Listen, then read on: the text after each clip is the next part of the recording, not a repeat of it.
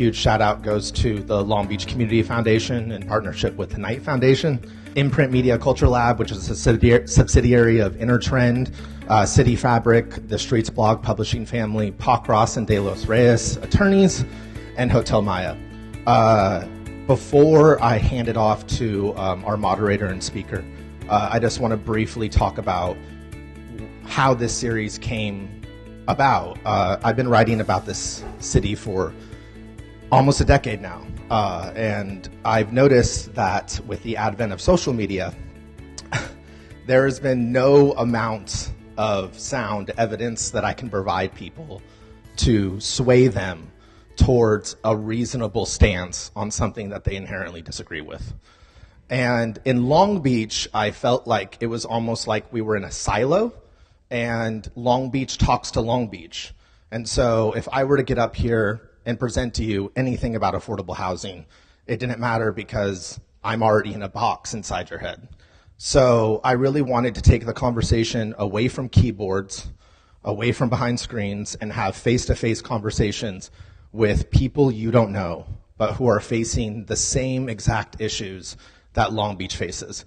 So I'm really proud and honored to have the gentlemen who are here tonight, and I'm going to hand it off to Jan Van Dijs, owner of the Art Theater, adaptive reuse guru. He will be moderating tonight's discussion, and yeah, let's get it going. Oh, and for those on Facebook, if you're watching this live, please share it so that others can see it as well. Thank you so much. Thank you, Brian. So, going from what Brian just said, he gave us a directive, and exactly what he said. He said, I don't want a Long Beach-centric speakers panel, but I want to set a standard, and I want to set a goal, and I want to be on the same page and move this conversation forward. So how we're going to do it tonight is we have three speakers. I'm going to introduce them in a second. 45 minutes of me asking them questions and them answering, and 45 minutes of you asking them questions and them answering. And we're going to see how that goes.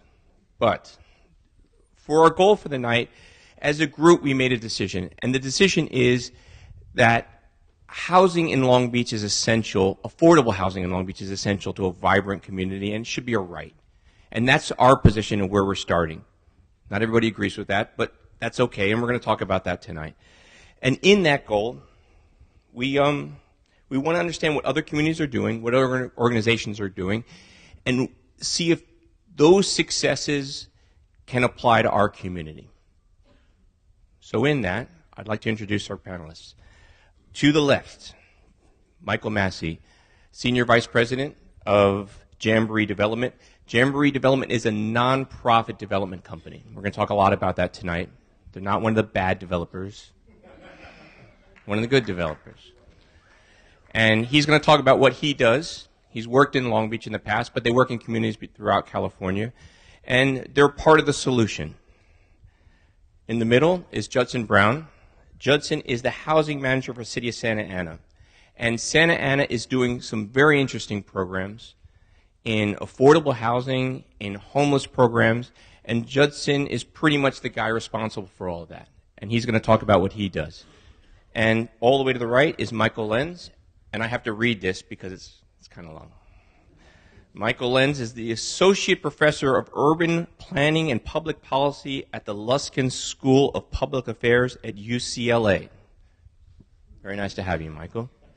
And so if we're going to break it down, Michael is kind of he's the academic.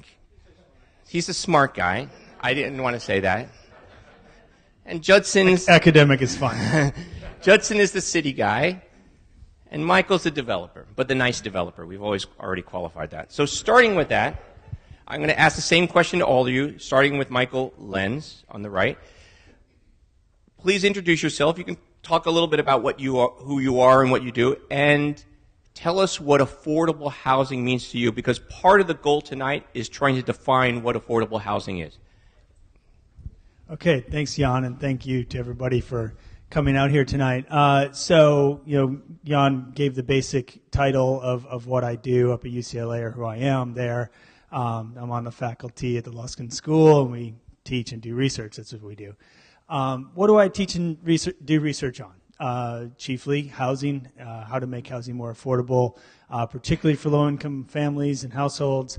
How to, I also pay a lot of attention to where that housing is located. So thinking about how different programs that are geared to making housing more affordable for families also might influence their locational outcomes and reduce segregation, which is a rather big problem in this country, in this city, in this region, and give people opportunities in the neighborhoods that they live in. So trying to think about producing outcomes that have low-income families just as likely to be able to access a good school as a higher-income family. Thinking about housing affordability or affordable housing, since I'm the academic, I have a rather long-winded answer on this. I'll try to make it simple. I think that we can put affordable housing in kind of two buckets. One is the set of housing opportunities that is subsidized by the government, right? That through a housing voucher or a Section 8 program or public housing or low-income housing tax credits or other ways that the government incentivizes the private market to produce below market rate housing. So you have that kind of housing. But the truth is that the vast majority of even low-income families live in housing that is not at all subsidized by the government, and they have to afford it in some way or another. We would call it affordable if it doesn't eat up a ton of their budget, right? So the reality is that we've got, say, 20 million households across the country that qualify for housing subsidy programs, and we subsidize through kind of the three programs I talked about 5 million of those households. And so the vast majority of people, even if they're rather low income or even very low income, receive no help from the government to pay for housing. So how do we make housing affordable for them?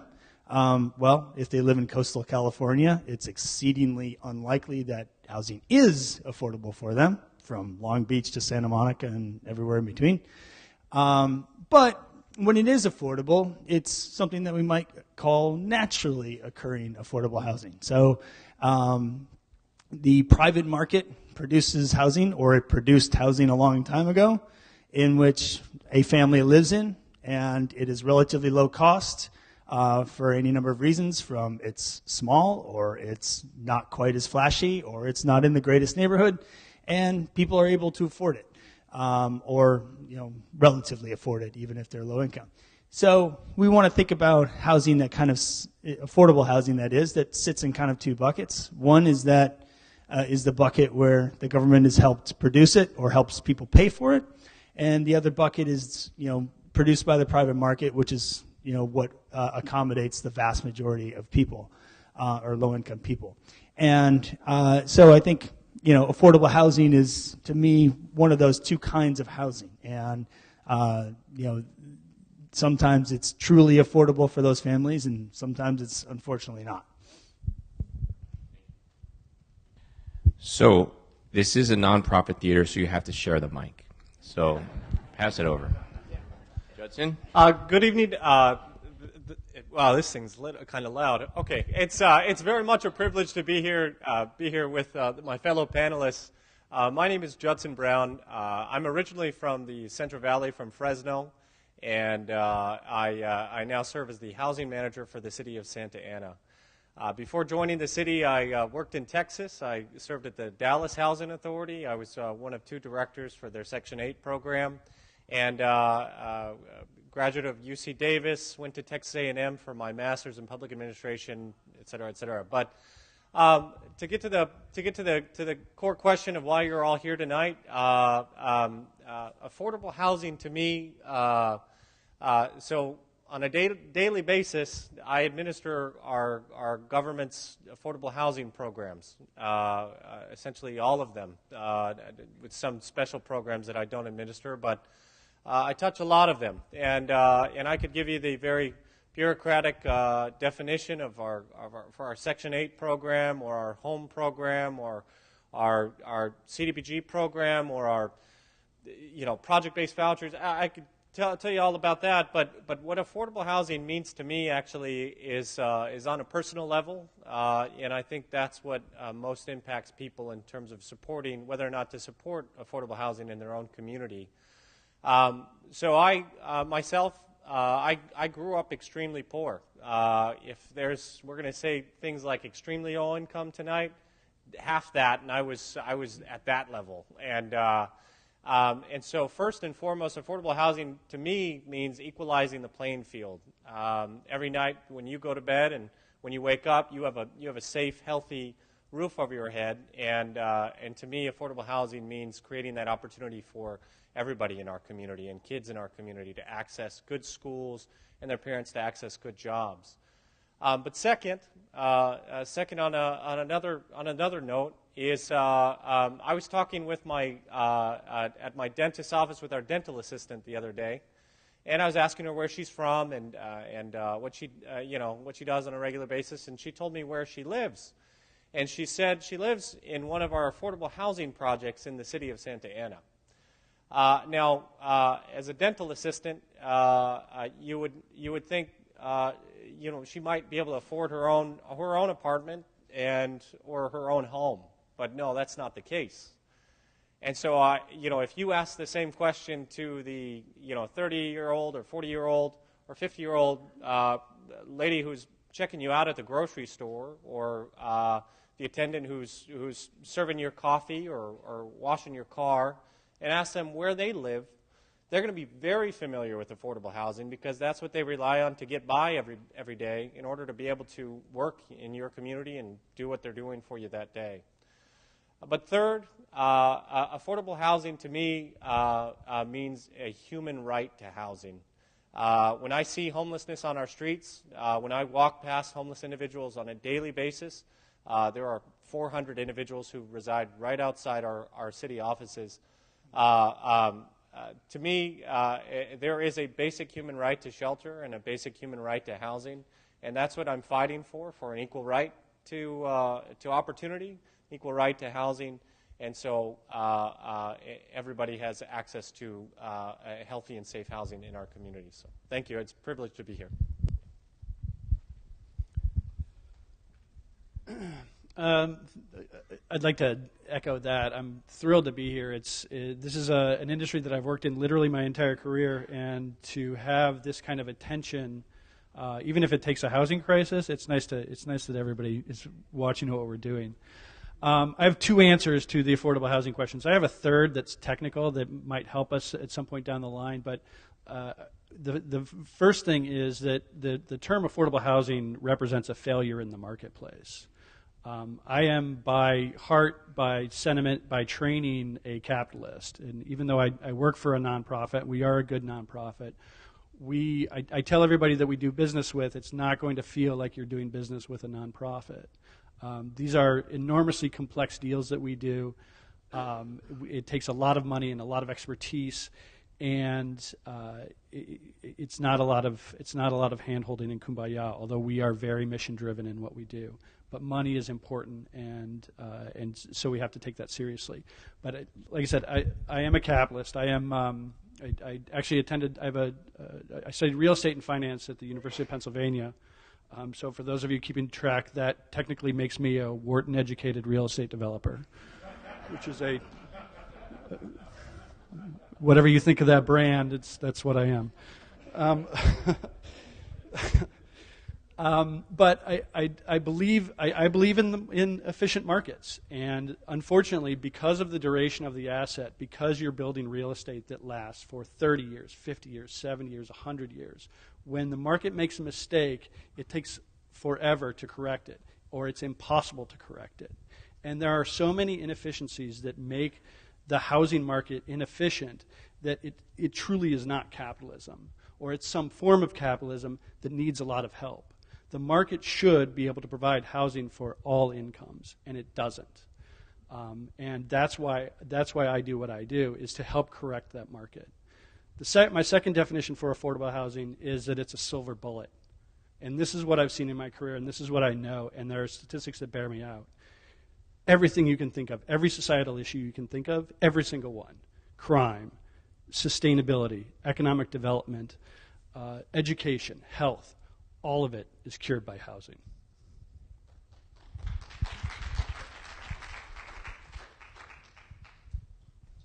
Excellent. All right, so when we were preparing for this, we had a discussion, and one thought was early on, like now, I would ask the question, who thinks developers should pay for everything? And then everyone would raise their hand and we could all go home. But I'm not going to do that. What I am going to do is I want to talk for just a minute before we get started about specific statistics in Long Beach, because none of these guys are from Long Beach. And I want to kind of set a baseline to what we're dealing with. Unlike some of the things you're going to hear tonight, Long Beach basically has 3 programs for affordable housing. The first program is kind of what you would consider as a traditional model, where there's government substance that allows, usually through the city, through federal programs and whatnot, to build affordable housing. It's usually specific to certain groups, often elderly, homeless, veterans type housing. And we have those, and it's not a conservative number. Actually, I didn't want to go conservative, but we have about 4,000 units in our city of apartments that were created specifically to serve that need. Basically, people at risk that need that support. The vast majority of affordable housing in our city is actually market rate housing, where someone gets some type of assistance to pay that rent. So it's either Section 8 or a housing choice voucher. That's the majority of it. There's some other smaller programs, but the vast majority of that. And that's about 20,522 units in our city. Affordable housing by developers like Michael Massie, 6,477 units, where they've come in and under charter have created complexes that exclusively are there to create affordable housing units infinitum. And going back to the first one, the affordable housing units where through the federal program, those can expire. In fact, we have 1,600 that have potentially have currently of that 4,000 that could expire or could be extended. But the main point is we have in our city about 30,000 families that are receiving some type of housing assistance, but the vast majority of those are market rate apartments where they're receiving some type of voucher, some type of assistance. In the city, we have in rental units about 706,000 rental units, and a total of about 176,000 units in general county condominiums and private home ownership. The real issue for us in our city is that below the rate of 5% vacancy, there's a positive pressure put on rents. So once you have a 5% vacancy rate, it basically, your rents are adjust to inflation. Below it, there's a positive pressure that increases rent. Above that vacant rent, it's the reverse. There's a negative pressure. Long Beach, by most standards, and it's a little tricky to determine this, but it's estimated at less than 2%. So that's severe. So we have inflation and we have demand pressures. And if we want to get specific, estimated by the city of Long Beach, in order to reduce overcrowding and demand, we need 28,524 apartments. That's just to break even. So with that, I wanted to just put those numbers out because they're going to apply to what we're going to be talking about today. And with that, Mr. Lenz, get the mic, pass it over. The way I see various cities and the research we've done for this night is there's basically 3 ways cities seem to address housing. One is through production. They try to make it easy to build more houses, and they basically try to build their way out of it, the Houston model. Houston, tons and tons and tons and tons of housing, tons and tons of land. We don't have that. But it works. If you build enough housing, it'll eventually become affordable. The other way is basically programs to help. Section 8, vouchers, various types of programs that are funded. And the third way is a lot of cities just don't give a crap, right? They don't do anything and they don't care. So, but a lot of cities are doing something in between. So what I would like you to do is, in a global area, because this is your purview, what are other cities doing that are most successful to address this issue? If we can be specific, that would be helpful. Sure.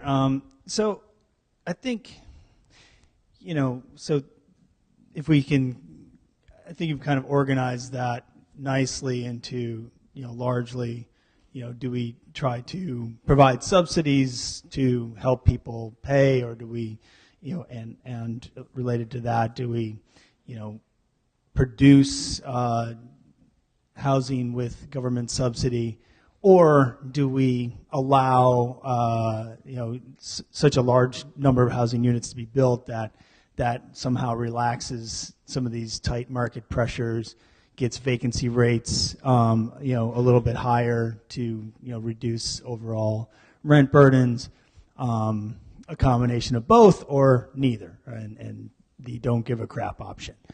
I think, most cities are rather reluctant to, provide a large amount of expenditure and in turn, tax their residents to a rather high degree in order to subsidize housing.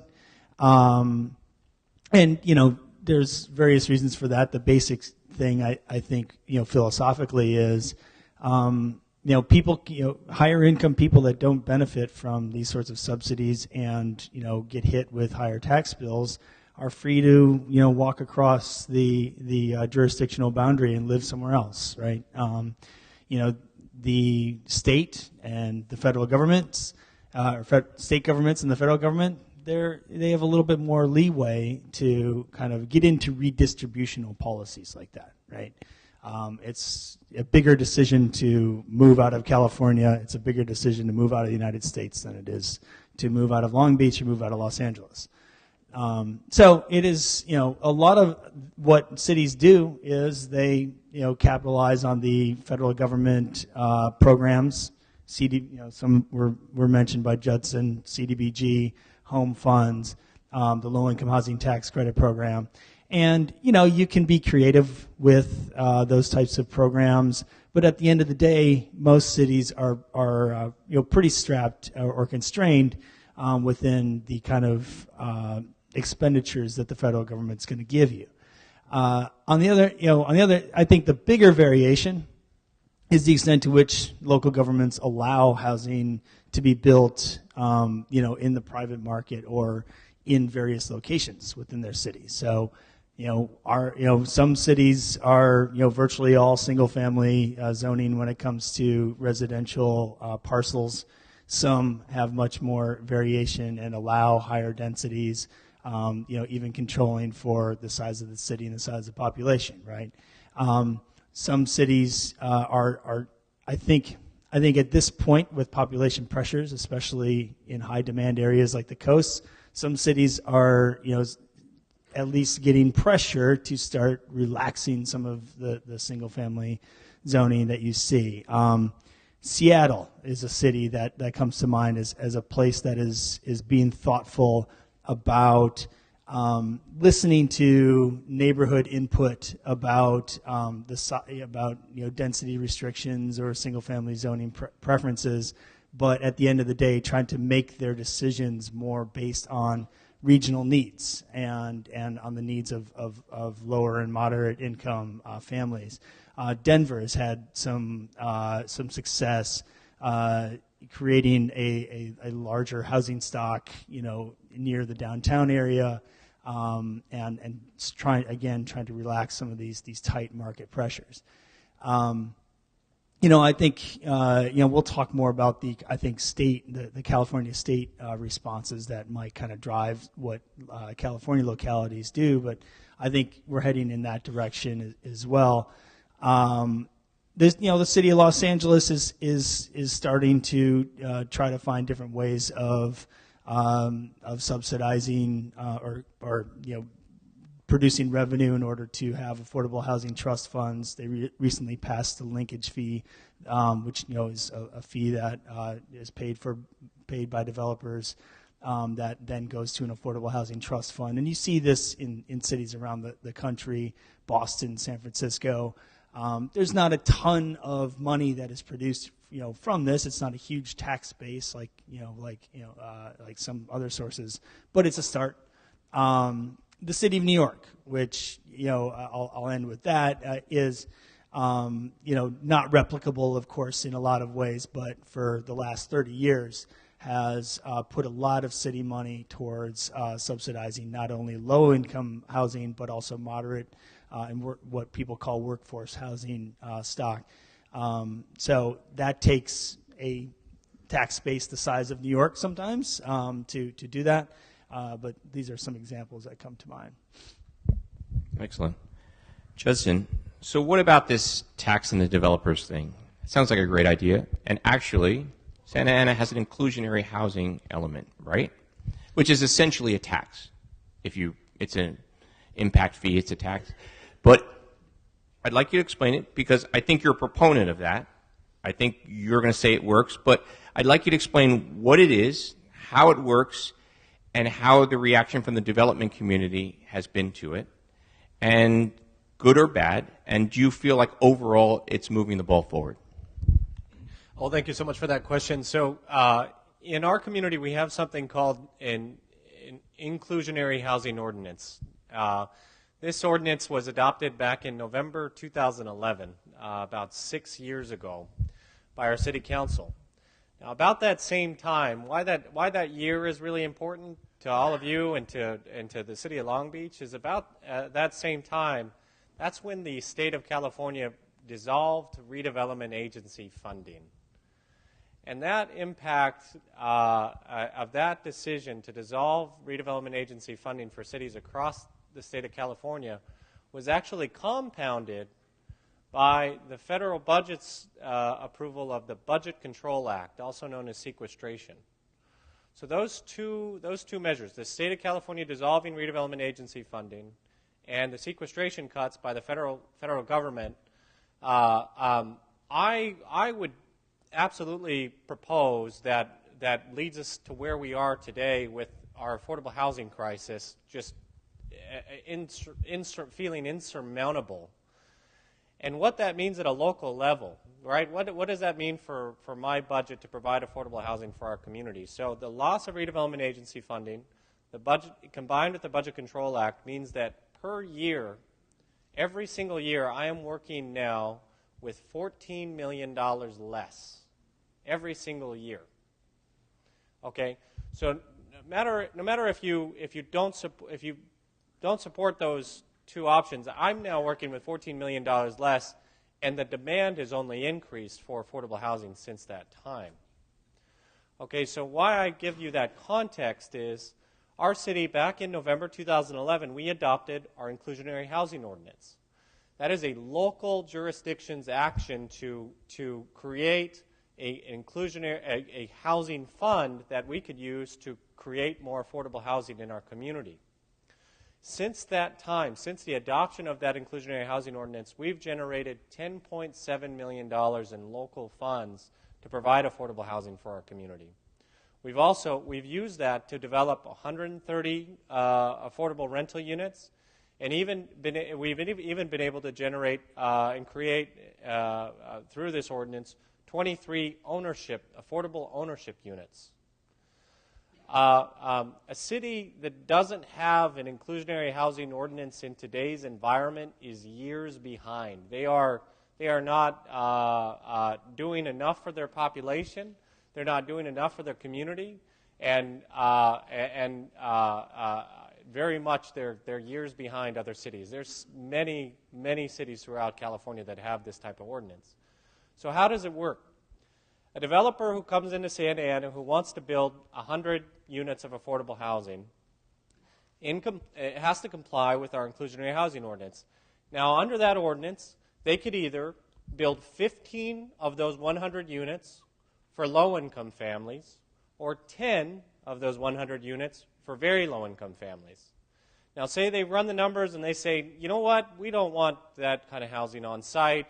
We've run the numbers and we want to make as much profit as possible for our business, right? And which makes sense. Well, if they decide that they don't want to build the units on site, then their only other option is to pay something called an in lieu fee. It's in lieu of building the units on site.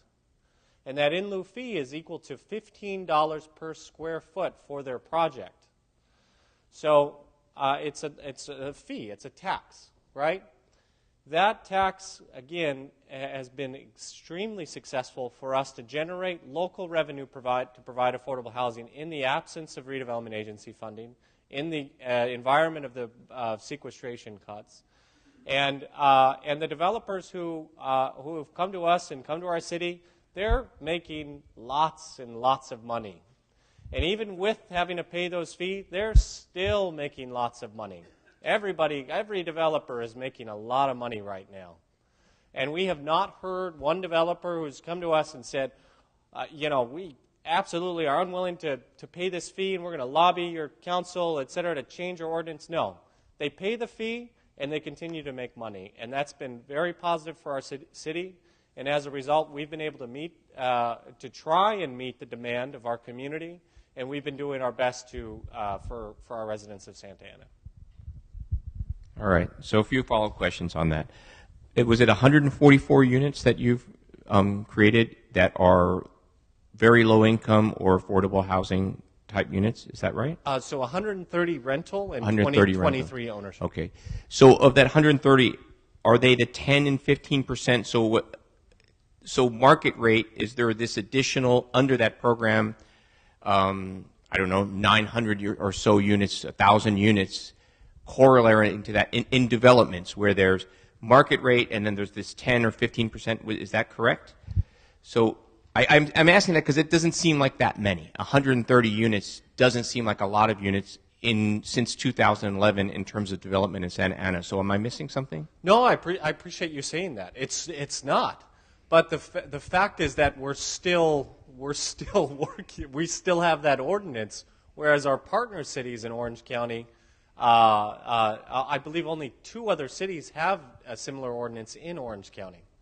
So we're still doing as much as we possibly can under this ordinance to build affordable housing. Now, the developers, most developers have not built the units on site. They've elected to pay the in lieu fee. So the 10 million, so you've done 133, and then the 10.9 million is from people paying those fees. Yes. And then the 10.9 million, that goes into your personal, into your sock drawer, into your personal account.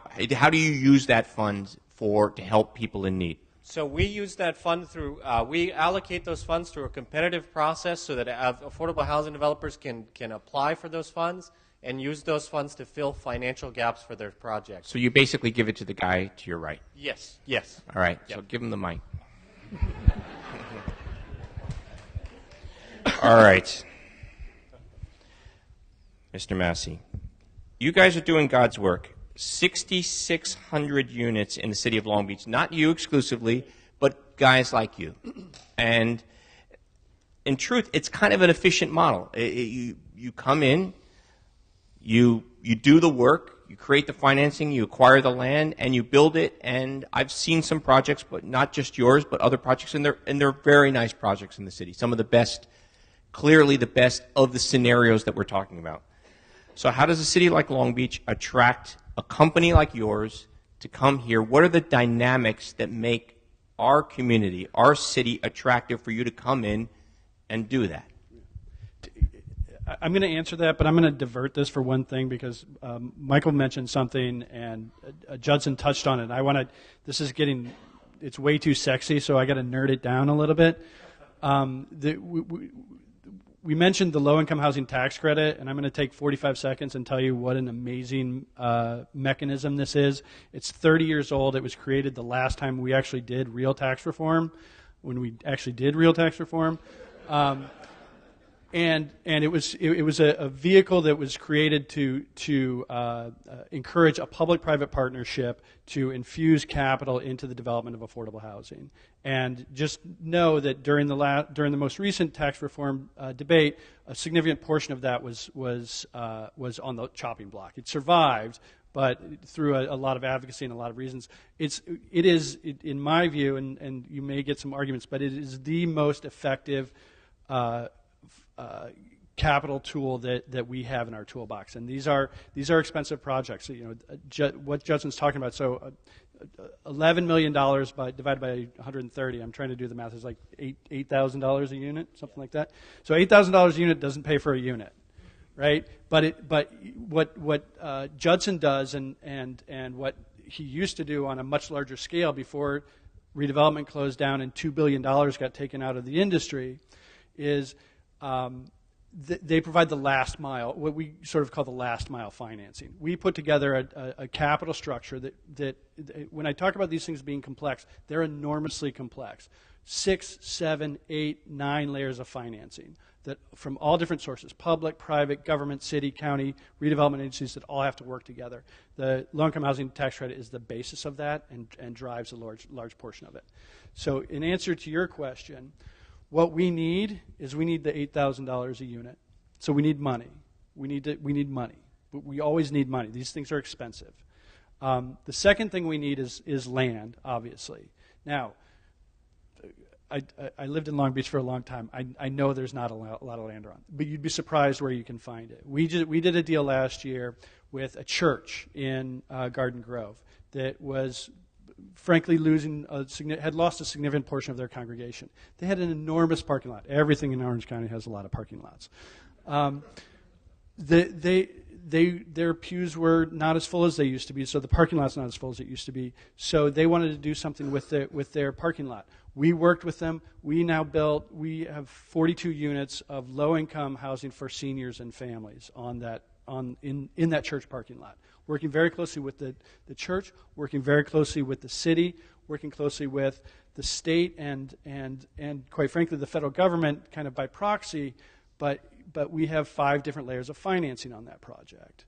And the last couple of million came from Judson's counterpart in the city of Garden Grove. So we need money, we need flexibility. So you can't just go and build in a parking lot because there's entitlements and zoning and those changes take political will.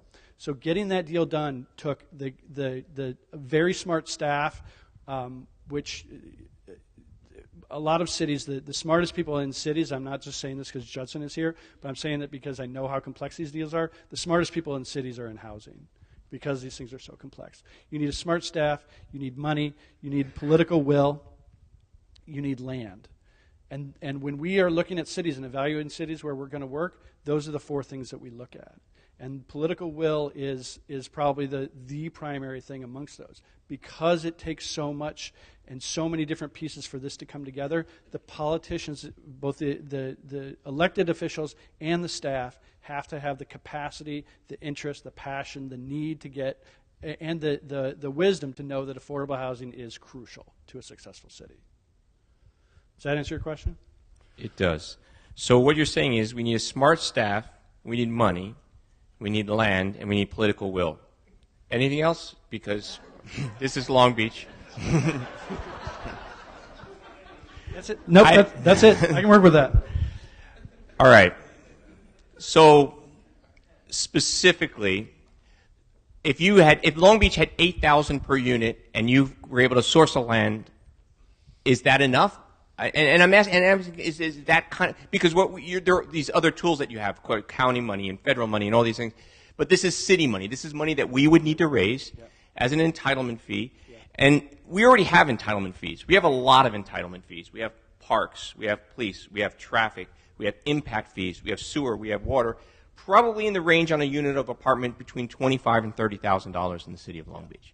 So, but if there was $8,000 more, would that do it in terms of the dynamics for what you're trying to do? I'd take it.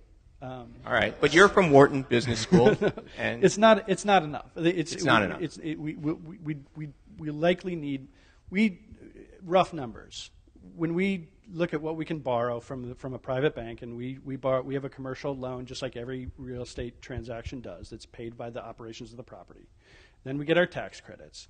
We will have what we call the gap. So after we've got that, we've got a gap. When we're looking at a deal, rough numbers, we need $100,000 a unit. From local sources? From local sources, state sources, federal sources. And increasingly, and this is where I'm spending a lot of my time right now, on private sources. And it kind of takes all of that. And private sources, what, like certain types of institutions? Yeah, well, let me give you a great example of something that I know works, because I just saw an announcement for a successful project in Silicon Valley today that's run by a nonprofit called the Silicon Valley Housing Trust. They went out and met with employers in Silicon Valley, and obviously housing is in crisis everywhere in California, and Silicon Valley is probably one of the epicenters of that. I'd say Southern California is worse, but Silicon Valley went to all the employers who now recognize that by not being able to provide affordable housing, their communities are suffering a brain drain. So those companies put together, they raised $50 million from private companies. And they're rolling that out and allocating it to individual affordable housing developments. So that's what I'm talking about. Now, we're working on with something like that at Jamboree, not quite at that scale, but we're working on something similar to that. But I think it's going to be these hybrids, these new ways of thinking about it that are going to make it work. And I just want to touch on inclusionary really quickly, if I can. Of course. I'm a gigantic fan of inclusionary housing. I think it works. I think that the nexus between market rate development and affordable housing development makes sense to me. But you're going to need to define inclusionary housing. So inclusionary housing is the program that Judson described. So if a builder's building, 100 units, he has to build 15% that's affordable. Okay. I just want to kind of restate that because there's a lot of terms going around. Yeah, no, when I start talking in acronyms, then you'll know to really make me stop, because I'll do that too. So inclusionary housing works. There are a lot of people, they're mostly developers, who disagree with the nexus between affordable housing and market rate housing and feel that tax, that inclusionary housing tax, is unfair. I vehemently disagree with them, and I feel like I have the studies to back that up. That said, there are cities that are able to get affordable housing done without inclusionary ordinances. An example is in Orange County. And Jamboree's based in Orange County. We work all over the state, but we have a core concentration of things in the OC, so it's what I know really well. The city of Anaheim, let's go 12 years ago, had a Republican mayor who hated inclusionary housing, but recognized that affordable housing was important and said, well, we're going to get 1,200 units built in the next 10 years. And they did it. And they did it without inclusionary housing. But you know what they did? They got the entire city council on board. Everybody was on board. They had a very, very smart woman running their housing department who had been there for a long time, knew all the tricks, knew how all the programs worked together. And they had, and she had a really great staff that worked for her. We were also in the age then, at least for a portion of that, when redevelopment was around. So the 14 million that Judson didn't have, they did have. So, and they found land. They expanded the 5 freeway, and there were like little tiny 1 acre, 1.5 acre pieces left over. We built 100 units, 120 units on 3 of those little ugly, right by the freeway sites. Now, it took a lot of money because they're ugly, rough sites right next to the highway. You got to make it livable for people to live there. But we got it done, and they got the 1,200 units built without inclusionary housing. But it took literally everything else that city could bring to bear on it to solve that problem and address that issue. Okay. For the record, Long Beach does not have an inclusionary housing program. And that's something that's part of the discussion. And we're gonna talk about something else Long Beach doesn't really have, which is we don't really have mixed projects with affordable housing and market rate. And we're going to get to that in a few minutes. But before we do, Judson, right now we have, I'm sorry, Michael, I apologize. All the way down. All the way down. we're seeing a number of state ordinances coming through, and they are starting to hit Long Beach. And quite honestly, it's starting to piss people off because they're new and they're coming through. And the one I'm speaking specifically about is the new ordinance where you're allowed to put a unit in your backyard. That's one, and it's a process that we're, as a city, trying to get ahead of, but we aren't not right now. Can you briefly talk about some of these programs and how they are going to be affecting our community and how we should be preparing for those? Yeah, so I think appropriately, we're all here because there's a housing crisis, right? And the state legislature in California has really ramped up their attention to this housing crisis. And last year, the legislature passed something like 15 bills that Governor Brown signed into law. And I think, there's really kind of two prongs, right? One is where, the state is trying to think up different ways of providing more money to, provide more subsidy for housing and develop more affordable housing. And because, as we've talked, this stuff is ridiculously expensive and difficult to provide, and the private market doesn't do it. The other side of this is that the state government, is looking at California cities and saying you're not building enough housing, or you're not allowing enough housing to be built in, within your borders, right? And there are a lot of reasons for that. The crux of it is that there's because of Prop 13, it's not particularly a high value for a city to allow more housing to be built. You're not getting a lot of property tax revenue from more and more housing. And so, when you hear that neighborhood groups and homeowner groups and other community opposition to increasing the housing supply or increasing density, that people are worried about traffic, worried about overcrowded schools, things like that. Cities, mayors, city councilmen, or councilpersons, they are attentive to that, and they say, all right, well, there's really not a big upside for us to radically increase the supply of housing in our cities. Sometimes there's a race to the bottom, within regions, within the Southern California region or within the state in general, in terms of the number of housing units that you're going to allow or allow to be brought online. So the state is really trying to find ways to override local control of housing production or zoning or land use. And I think a big piece of this is SB 35, which if for cities that are not meeting their regional housing needs assessment or RHNA goals, housing can be built basically according to the local zoning by right, and so there does not need to be a lengthy approvals process, and people can skip that and build the housing where it goes. So there's a set of other bills, but that's kind of the crux of it, is trying to find more money, and there's also they're trying to find creative ways to supersede local control that has traditionally, historically been not produced enough housing, right? The state of California, if you look at population growth estimates, needs to produce 180,000 units a year.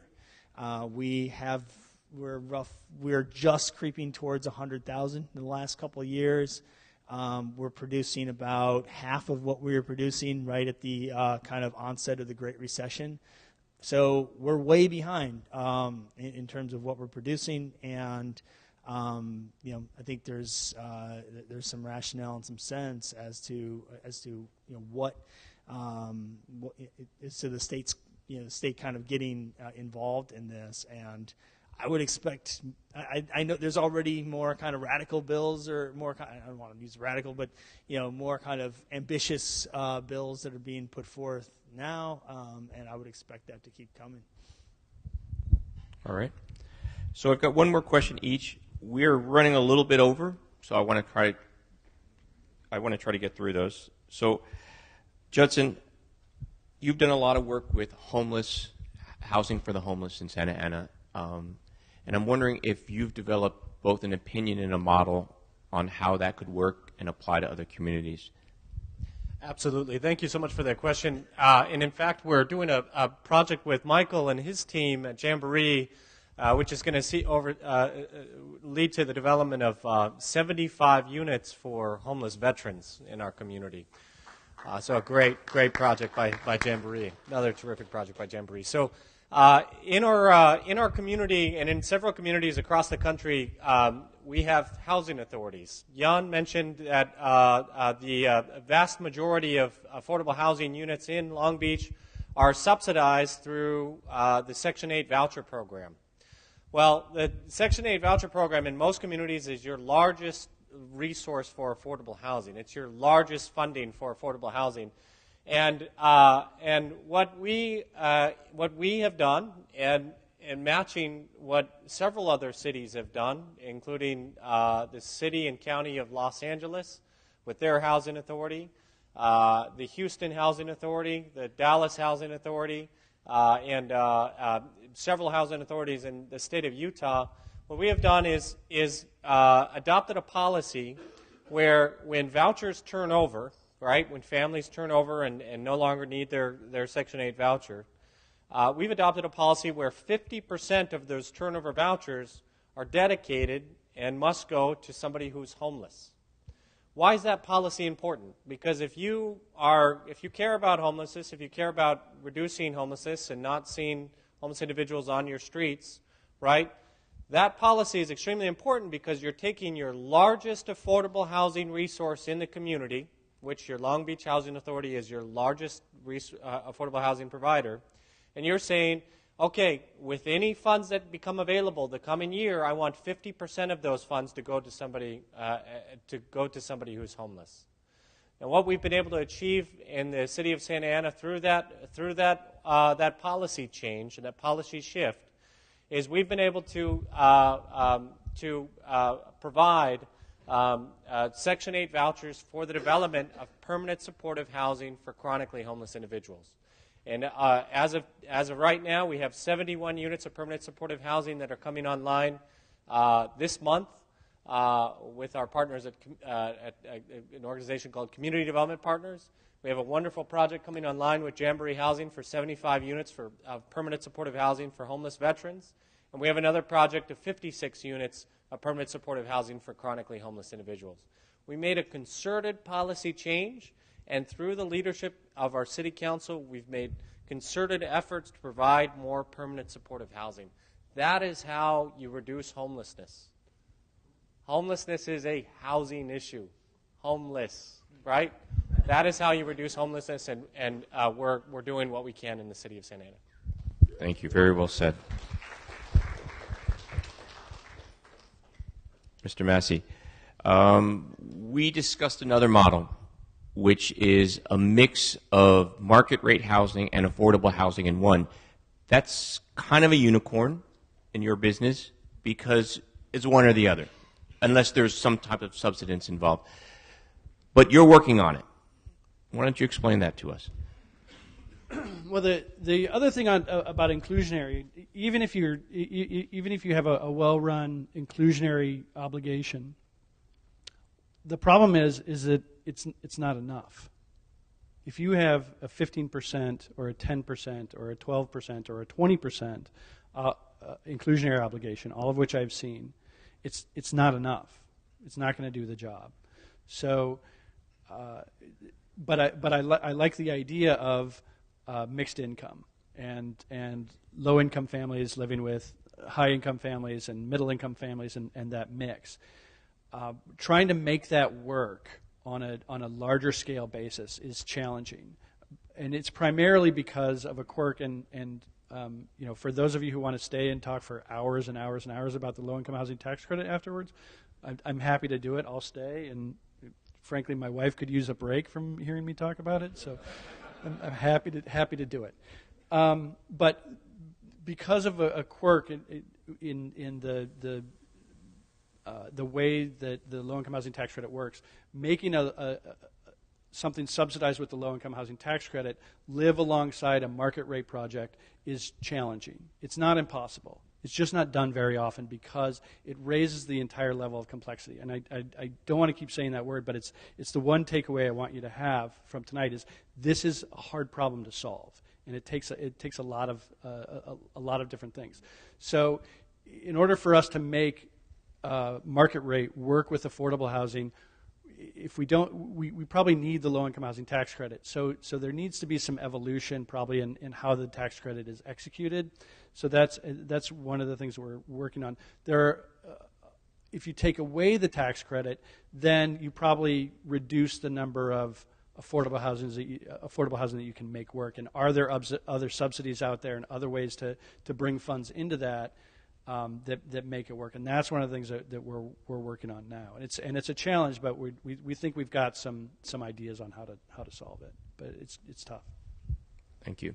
And it's an interesting challenge because let's just say that we figure out how to build these 28,000 units in the city of Long Beach, and we can come up with some type of inclusionary percentage, 15%, in addition to the other programs that are involved.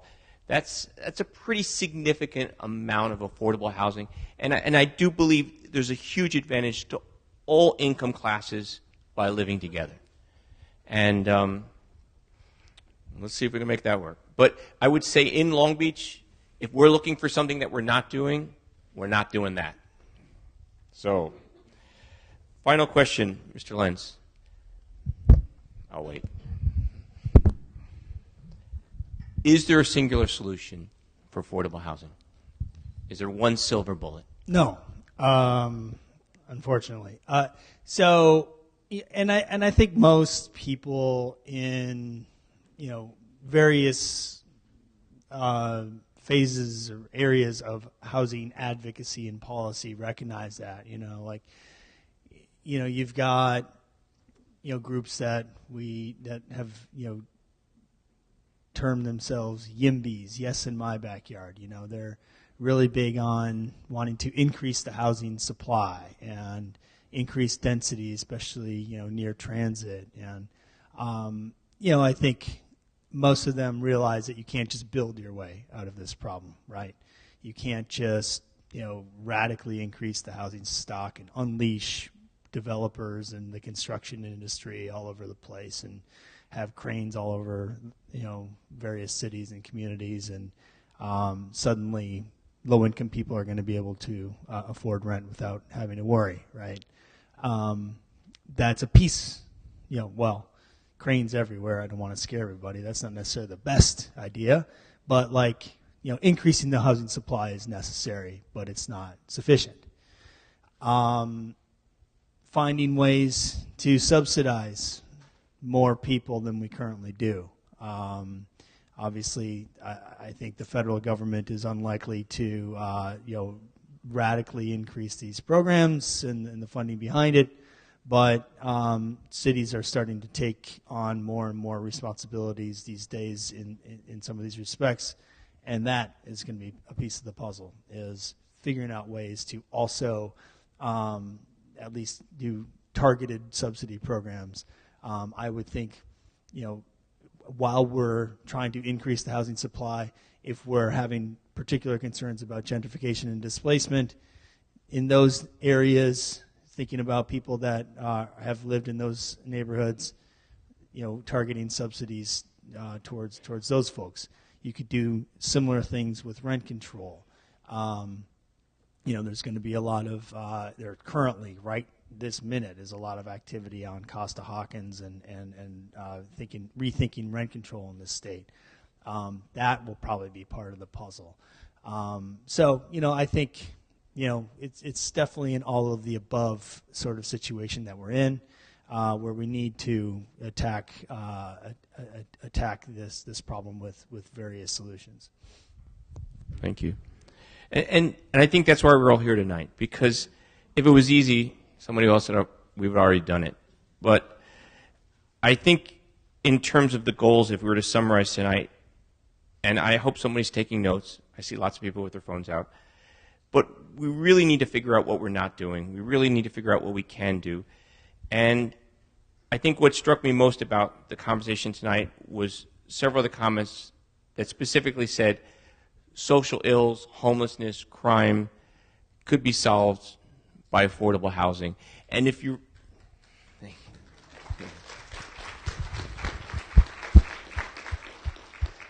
and these are the issues that affect all of us, irregardless of where we live, if we live in this community, if we're supporting this community. So this is a conversation that can't stop here, and we're going to have to be creative, and we're going to have to move on.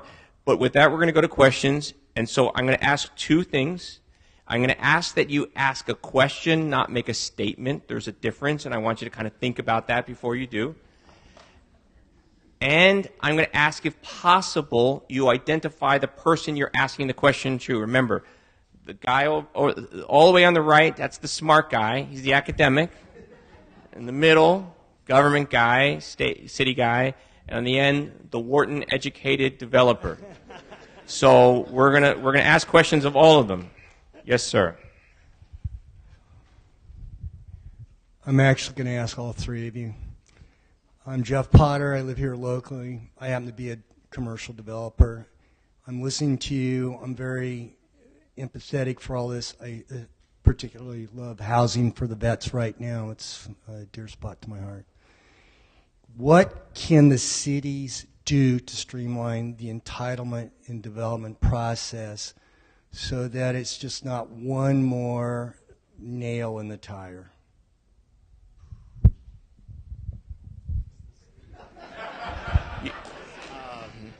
Okay, it's a great question. So the city of Riverside has a new model that they developed, a one-stop shop for the review and design of their review and entitlement process for their projects.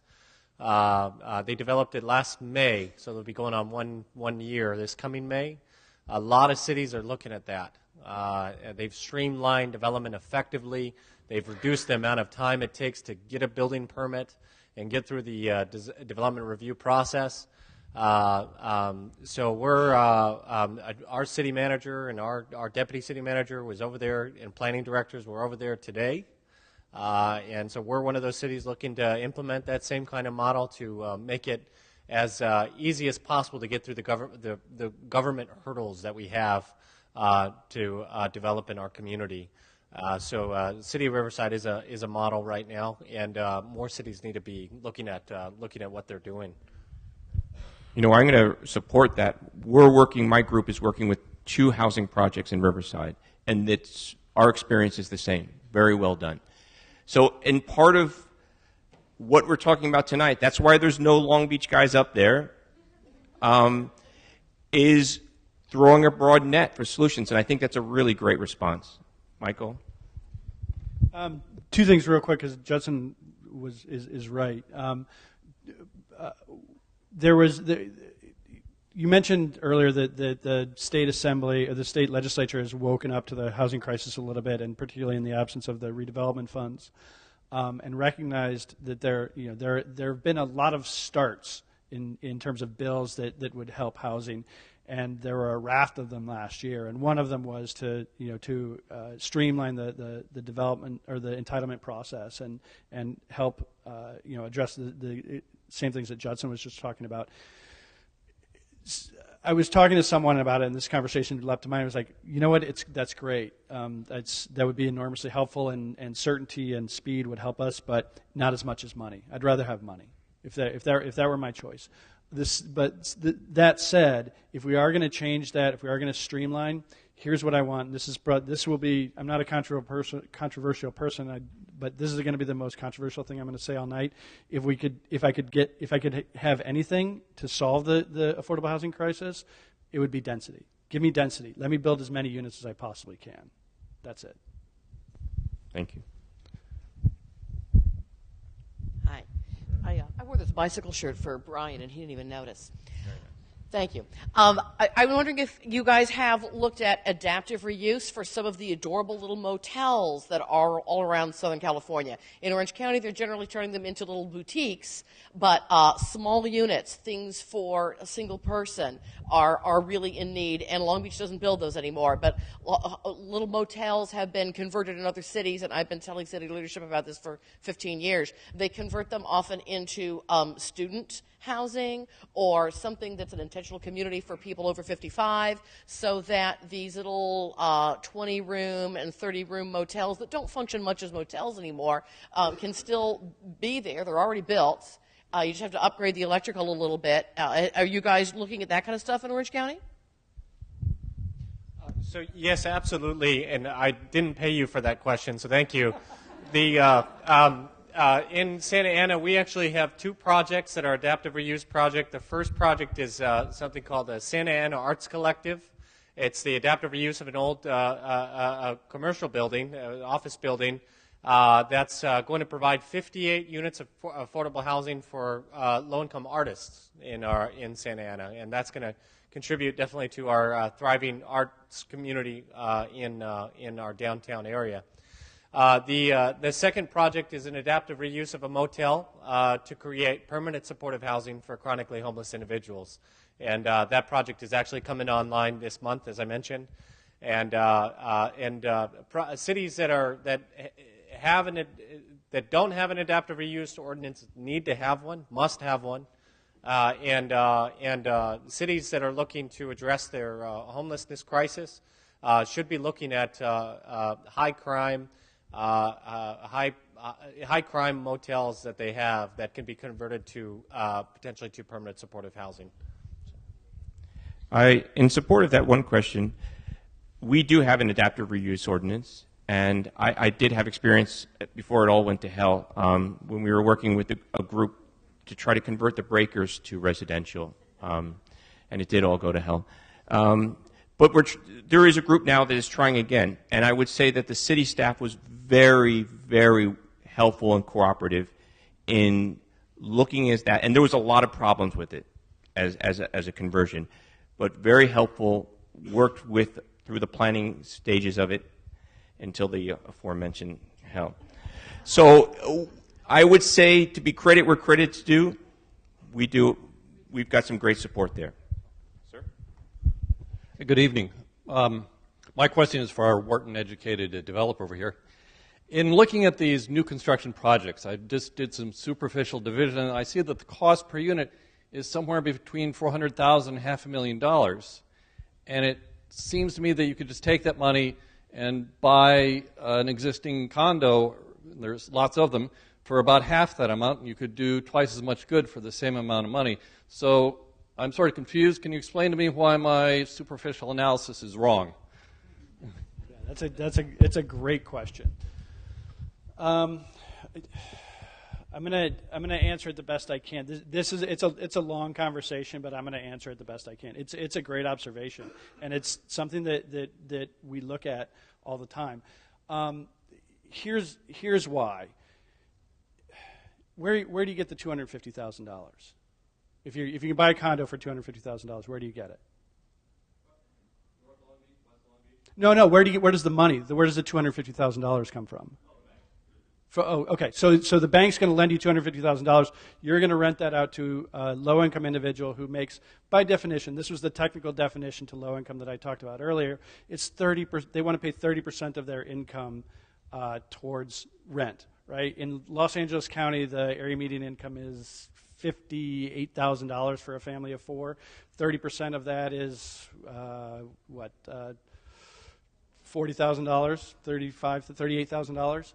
So 30% of $38,000 is sorry, I'm doing this off the top of my head, but to $9,000. Is that right? Yeah. Okay. So that's less than $1,000 a month. Can you have a $250,000 mortgage at $1,000 a month? No, you can't. So that has to be subsidized. So that subsidy has to come from somewhere. Now, if we get $8,000 from Judson, that's great. I'd love to have that. So that $250,000 mortgage is now $242,000. Still, the math still doesn't work. So so we have to build at scale, and we cobble together, like I said earlier, 3, 4, 5, 6, 7 different programs, 7 different sources of financing to make that larger scale building work. We simply can't do it on one-off little scales. For every deal that we do, there's a deed restriction that lasts for 55 years. A deed restriction, it means there's a lawyer, right? So we've got to pay a lawyer. So that $250,000 condo just got more expensive by the $3,000 that I have to pay the lawyer. Does it need to be rehabbed? Well, then I've got to hire somebody like Studio 111 out here to design what the inside of that unit looks like. Well, now it's $260,000, and so I've gotten worse. So the way that we've been able to make low-income housing work, something that you can keep low income for 50 years, is by scale, and we can only do that by making all these things work together. And in order for make them work together, it sometimes costs $400,000. There's a reason why it's $400, and somebody could build it for $350, and I'll save that for afterwards if you want to talk about it. But that's the sort of answer. I have one other point as to that. Judson talked a little bit more about the homeless and the work that's being done in Santa Ana, and this will kind of help put the $400,000 cost in perspective. To have someone homeless, basically, these are rough numbers, but because it's just off the top of my head, costs $150,000 a year to have somebody homeless. Hospitals, police, ambulance, all the civil costs is $150,000. The top 10%, the hardcore homeless, people that are really using all the hospitals, all the emergency rooms, the top 10% of homeless, that what we call the hardcore homeless, costs each one of those people, costs society $450,000 a year to be on the streets. So can we take that $450,000 once for 1 year and provide housing for that person for 55 years, or should we continue to spend the $450,000 disparately spread throughout all those other emergency services?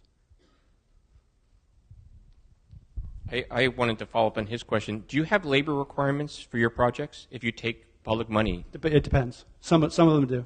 Okay. Hi, my name is Michael Bond. I wanted to thank you for all three of you coming and spending your time with us tonight. It's been very educational. I generally support the policies that you're suggesting, and I had a few observations, and I was looking for maybe some of your input on a couple of other ideas that maybe could help release some housing. In Long Beach, I know Cal State Long Beach could immediately build 3,000 beds, and it would be filled next year. And I have a duplex, and I rent it out, and when it's available, in the past it used to be 1 student out of 10 applicants would come. Now it's almost half. I would hope that Cal State could build more housing on campus to free up units within the city to provide that to other folks. The other comment I wanted to make was my uncle was looking at a VRBO in Belmont Shore, and there were dozens of units that have now not been available for rentals, but for individuals to rent out as hotels. I would imagine there's hundreds, if not thousands, of those that are being utilized in our city. And thirdly, your thoughts on CEQA. I'm an architect. I'm building housing in the city, and because of CEQA, let's say out of the population of 400,000 in Long Beach, one person doesn't like that project. They can halt it for a very long time, which is a big issue with getting more housing built in the first place. I'm curious if you have any other thoughts, or if you think those are relevant beyond our city. Thank you. Sure, I'll jump in on that one. Who doesn't like a 3-part question to answer? But those are good questions, and I hope I have something to say.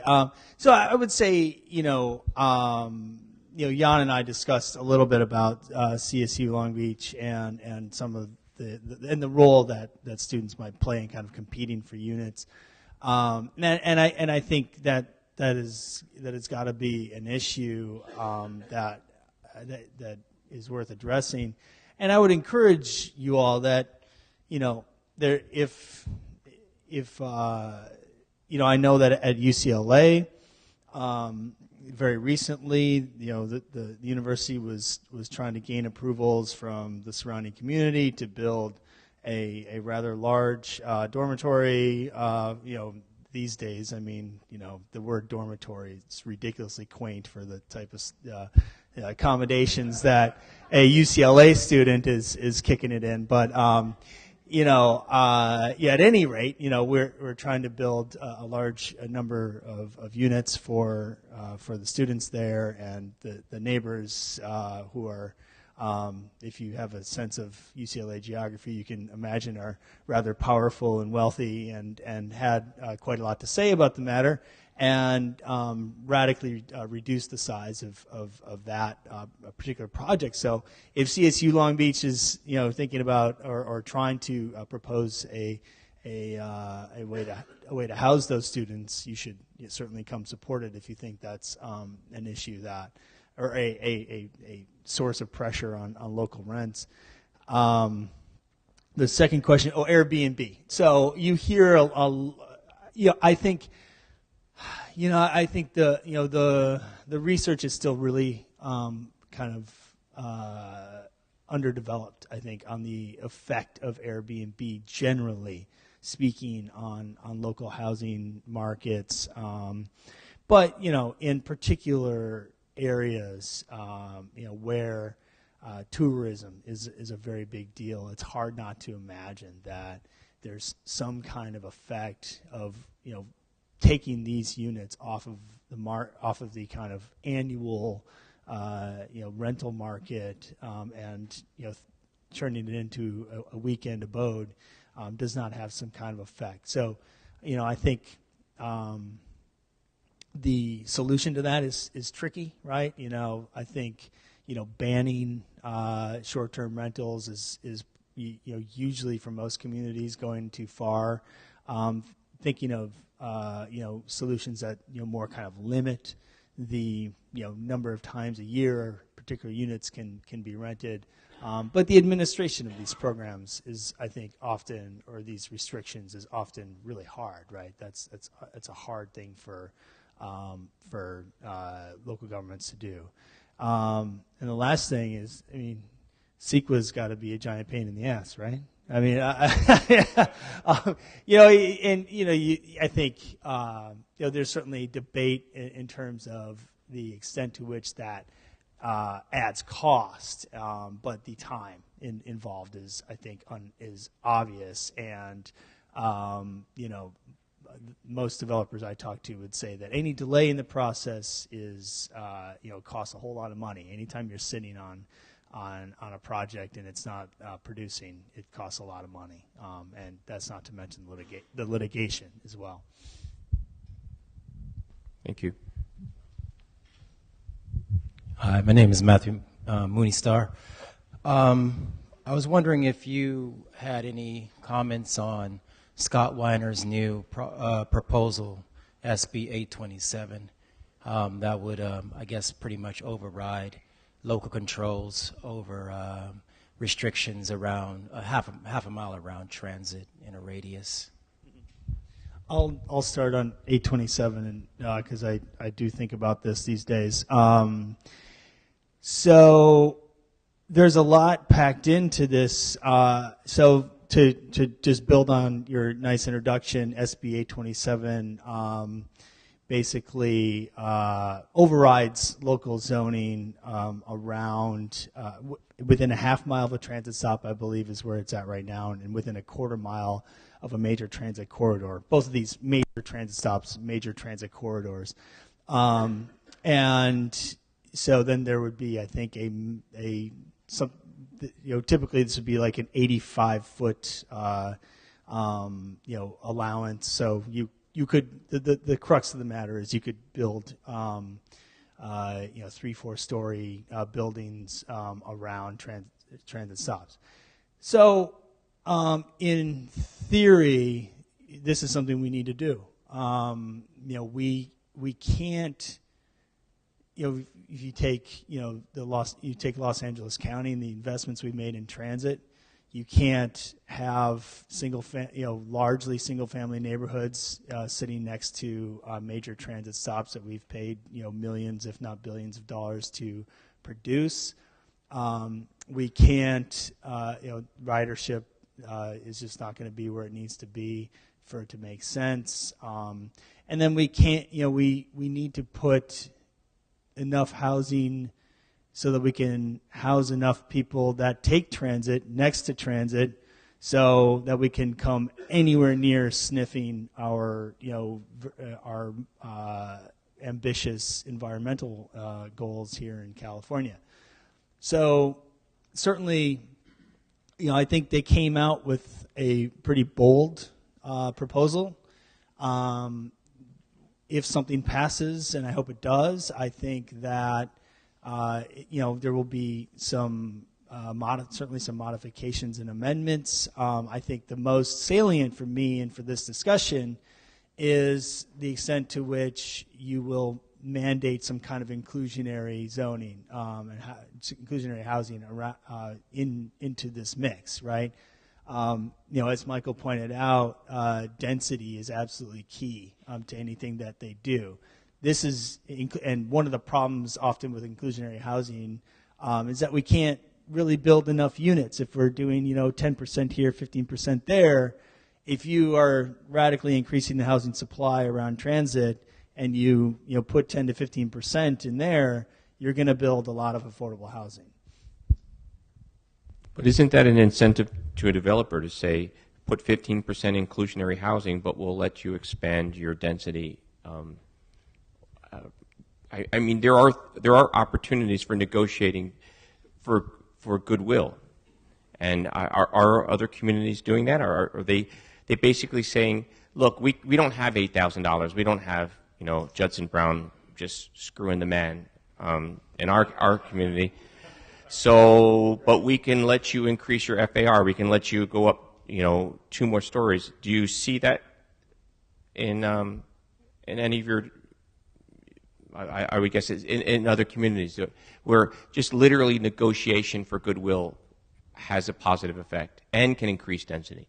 Yeah, so I agree that on a project by project basis, sometimes something like a density bonus sort of situation where where a community or city negotiates with the developer will let you build higher or more if you put more affordable in there. I guess what I would hope is that this would raise the baseline number of affordable units that would be constructed, and you wouldn't have to have this project by project negotiation that I think often it rubs local communities, at least the neighbors, the wrong way, where suddenly they didn't know that something that size was going to be able to go in next to them, and the only reason why is because, or one of the reasons why is because the city negotiated some kind of affordable set aside. I don't want to. Yeah, and actually, our city's inclusionary housing ordinance, we have an incentive that a developer can take advantage of, which is to increase the density of their project as a result of our ordinance. Okay. So I spent a lot of time trying to define affordable housing. I went to a couple graduate schools and I taught research methods and statistics, regression analysis, things like that. So I'm always looking for numbers. So you had numbers and I have different numbers, but I have a comment for you guys because you were asked that. But there's the HUD, it's the fair housing, what is it called? It's the fair market rate. And 2016, they said for a 2-bedroom, the fair market rate was $1,487,000 for a 2-bedroom. So if you got a voucher, you got to go out there and find yourself a 2-bedroom for $1,487,000. Now the California National Institute, or whatever, I'll tell you, it said that if you got a 2-bedroom at that rate, you got to make $28.59 an hour, or $60,000 a year. So But if you're a normal person that lives in Long Beach, $1,500 will get you one bedroom, which means you got to make about $60,000 a year at that standard to make it. So what is fair housing? That's kind of, HUD is saying that to us. This is the fair housing rate at the state level. If a two-bedroom apartment at HUD at the state level, it's $1,487,000 for a two-bedroom, and we got to make a household income of $60,000, and that defines Affordable Housing Act. But for you, Mr. Van Dijs, I want to say is that even though my numbers are off, there was this mayor's report on this very thing about, it was submitted this year, and it said there were 163,000 housing units total, and there's 105,000 rental units. And I bring that up because last year, the city of Long Beach and the city of Los Angeles and other cities in our area experienced as well. We had a rental increase of 10%, and we always look at that as on an individual story. But if we were to look at that collectively, in 2006, what they say is that the average apartment from bachelor pad to four-bedroom was $1,500 a month. If you take that 105,000 units, in Long Beach, landlords collect, I think, roughly $2.9 billion from us. When they raised our rents last year, the landlords took $294 million out of our local economies. So that was throughout the year. So this year, our local businesses, the 70% of the people, and I can prove it's 70%, of the renters are going to have $294 million less to spend this coming year. So I'm wondering, we're always crying, our rent is raising, and we hear these things. But I want to point out that correlation. I know you guys are developers, right? I want to point out that correlation. A good kind of developer, though. I want to point out that correlation. It sucks the money out. And how are you guys going to go into and build when incomes, we have all our money taken away? All right. So I think we're talking about some major issues here, and I'm going to try to distill them first for the question.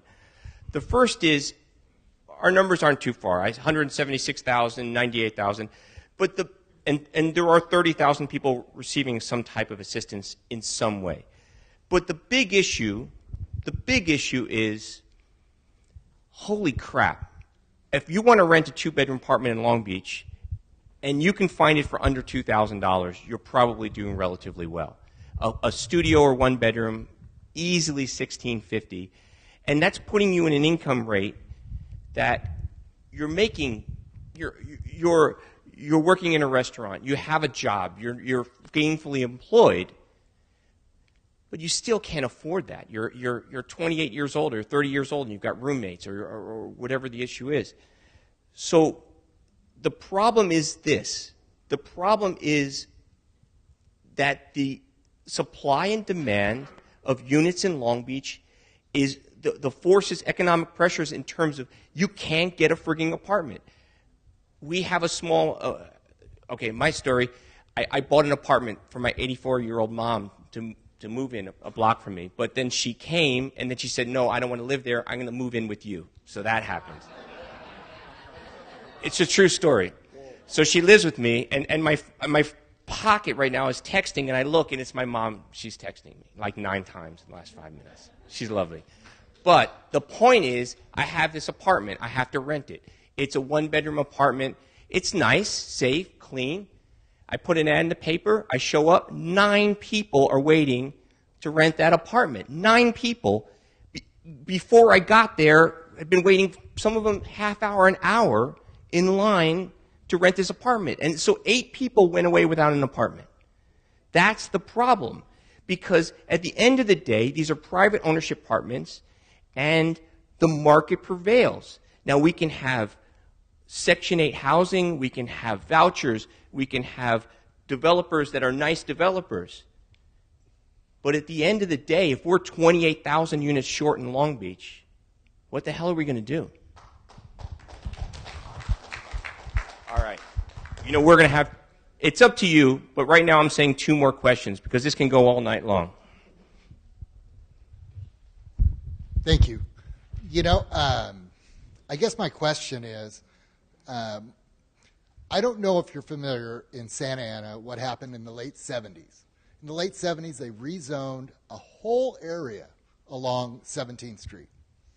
And the reason I know that is I was a teenager and I was digging those ditches where they completely knocked down, they incentivized people to knock down those houses along the backside of 17th Street, and they all became apartments. Okay. Very similar to the density bonus. And in LA, they're doing incredibly, what most people would say are crazy things.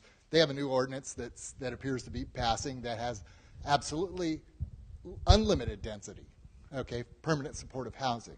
I think that, what I didn't hear was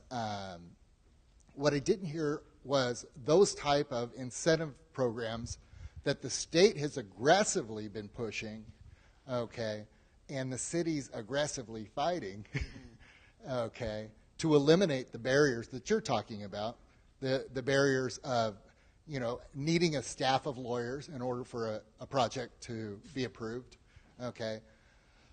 I work for a small developer, but as a small developer, we were able to take those things. Now, we had to fight with the cities to get the city to use the density bonus programs that the state is offering, okay, on every single, tooth and nail. But nevertheless, with no city dollars, we were able to put together 300 units this year, okay, with no money.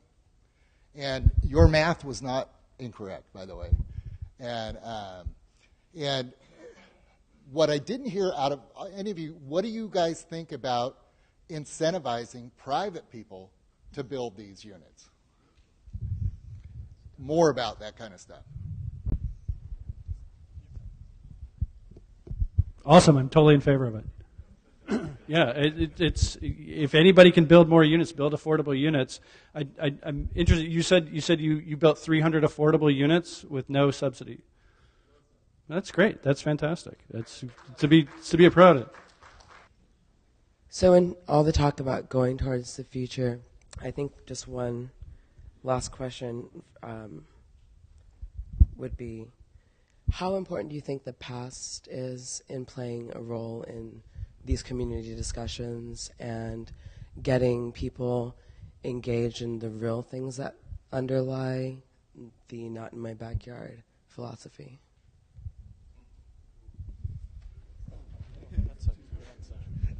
Shit, that sounds like one for the academic. Well, gosh, I could go forever. When I teach housing courses, community development courses, I talk. Sometimes I think I'm talking way too much about history. For students, I'm teaching master's students in urban planning that want to go out and change what the heck's going on right now, tomorrow. And so I always feel like I'm talking about, the 50s and the 60s and redlining and, freeways and, the failed promises of the Fair Housing Act. And so, public housing demolition, goes on and on. So, I'm somebody who is incredibly supportive and interested in people learning more about how like seemingly innocuous statements about neighborhood character, have a lot wrapped up in it, right? And how wanting to preserve and protect particular neighborhoods, and how fighting density is often exclusionary, even if you have no exclusionary intent. So I think that's stuff that I hope people pay more and more attention to, and it's hard. It's really hard to kind of realize that to depending on where you're sitting. I mean, I'm not saying that everybody is privileged in the sorts of ways that might lead you to be able to just say, I don't want that, and exclude in that way. But we all have our privileges, and it's important to recognize them. Thank you.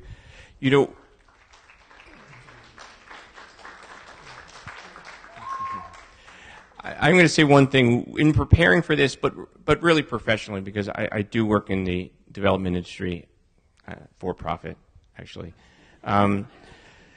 What I've experienced is in Long Beach, there's 3 reasons why people oppose housing.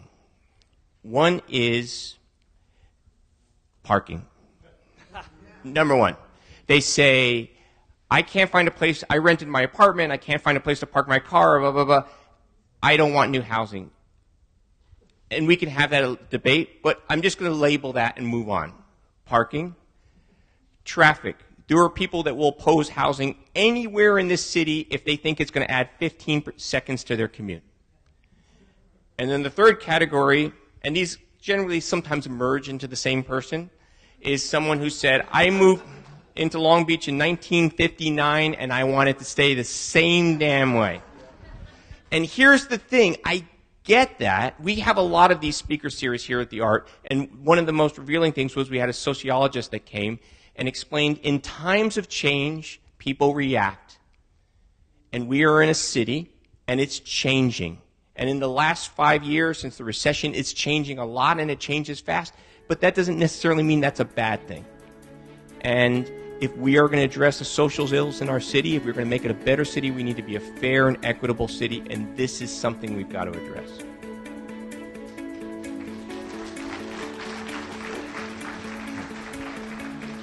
So what I'm going to do is I'm going to close it for now. What I always do is we got to end sometime. But if they want to stay and they want to answer your questions until they run out of the building, they can stay and they can answer your questions. And I thank you all for coming tonight.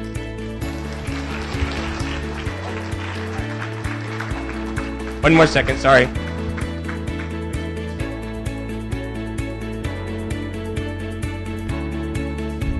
Give you guys a token of thank you. It's just it's little plaques that City Fabric provided for you guys, and yeah, I really, really, really thank you for coming out. And to everyone who came tonight, my deepest thanks. This is exactly what I wanted, and I hope you go home more informed and more compassionate, and more able to fight the good fight. So thank you so much.